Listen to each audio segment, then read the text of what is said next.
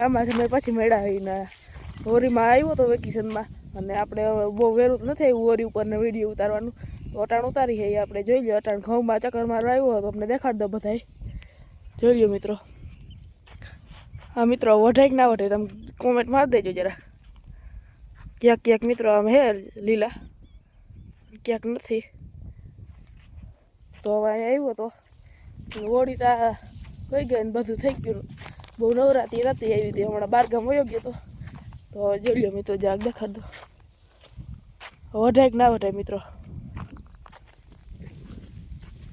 જો આમ લીલા હે હવે આપણે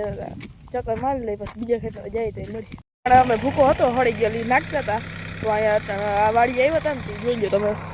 જોઈ લો મિત્રો ક્યાં ટ્રેક્ટર ચડાવ્યું જોઈ લો